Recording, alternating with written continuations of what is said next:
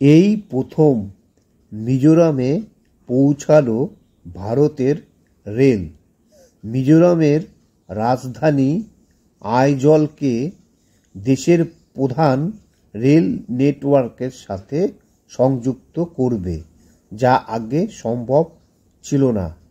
ভৈরাবী থেকে আইজলের কাছে সায়রাং পর্যন্ত নির্মিত ব্রডগেজ রেল লাইনের কাজ 2025 সালের মাসের মধ্যেই শেষ হওয়ার আশা করা হচ্ছে।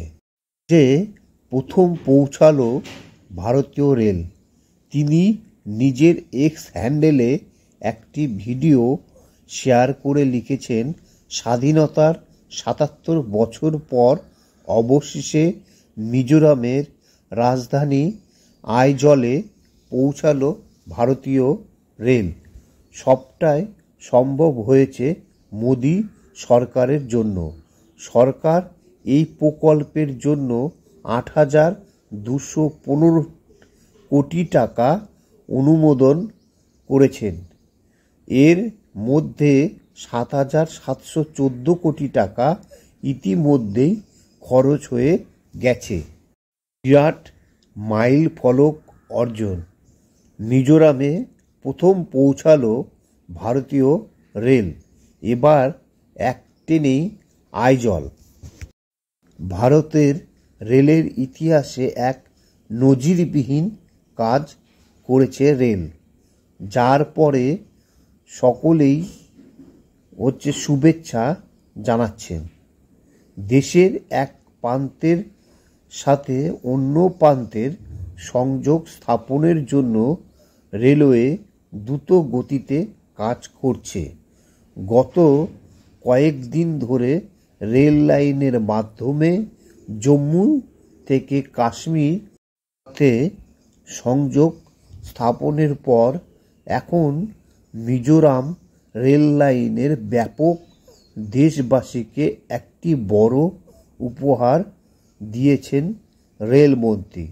রাজ্যে প্রথম পৌঁছালো ভারতের রেল।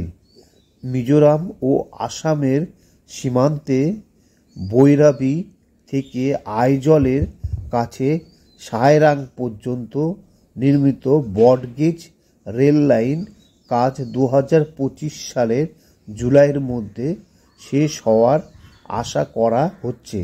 এদিকে এই নিয়ে সামাজিক মাধ্যমে বিশেষ পোস্ট করেছেন বিজেপি নেতা অমিত মালব্য।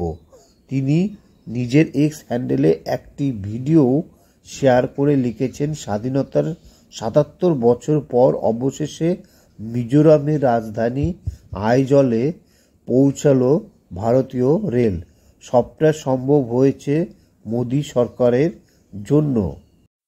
ভৈরাবী থেকে সায়রাং রেলপথ মিজোরামের রাজধানী আইজলকে দেশের প্রধান রেল নেটওয়ার্কের সাথে সংযুক্ত করে।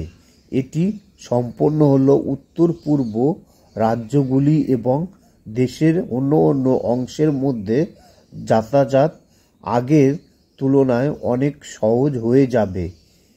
ওই এলাকার ভৌগোলিক অবস্থার কারণে 51.38 কিলোমিটার দীর্ঘ এই রেলপথ নির্মাণ করা সহজ কাজ ছিল না। এর ফলে দূরত্ব কমবে আসাম থেকে মিজোরামের মধ্যে। এর উপর দিয়ে চলাচলকারী ট্রেনটি 32টি ভূগর্ভস্থ টানেল, 144টি সেতু, 55টি বড় সেতু এবং 89টি ছোট সেতু, 15টি কাটা এবং আচ্ছাদিত টানেল, 5টি ওভারব্রিজ এবং 6টি আন্ডারপাসের মধ্যে দিয়ে যাবে। এগুলো সবই এই প্রকল্পের গুরুত্বপূর্ণ অংশ। নতুন রেলপথটি 4টি ভাগে বিভক্ত। ভৈরবী থেকে হর্তুকি থেকে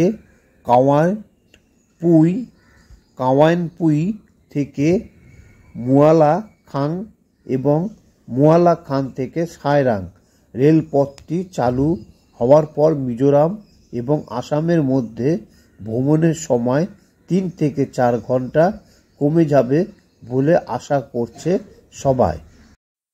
এই সব ওয়েদারের মধ্যে কাজ করা খুবই কঠিন ছিল, তবুও ভারতীয় রেল এটা করে দেখালো।